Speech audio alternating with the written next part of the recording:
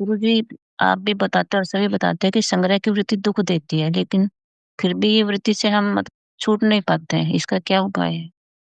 उपाय तो एक ही है। आप ध्यान में जाओ या प्रभु भक्ति में जाओ।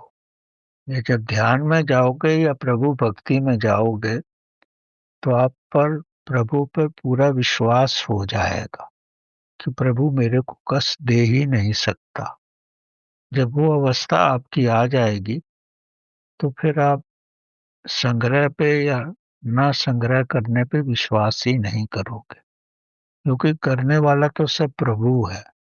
अब कितना भी संग्रह कर लो, जीवन में आप अपने संग्रह को कभी भी पूर्ण रूप से प्रयोग नहीं कर सकते।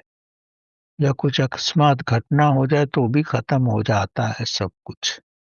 तो इसलिए किसी के रूप में भी कुछ कहना कठिन ही होता है।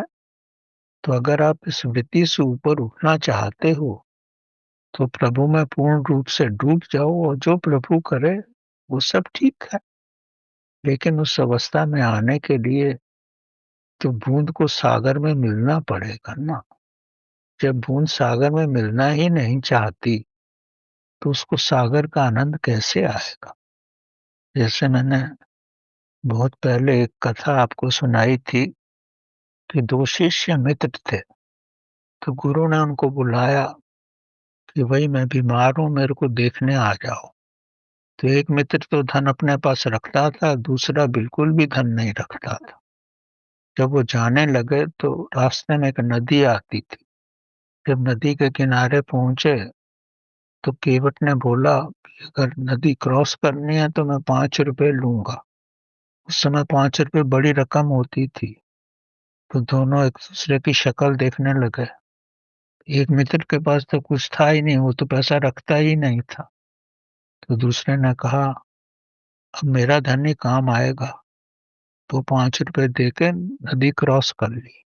जब दूसरी तरफ पहुंचे तो जिस मित्र के पास कुछ नहीं था, तो उसने बोला अब तुम भी वैसा ही हो गया जैसा मैं हूं।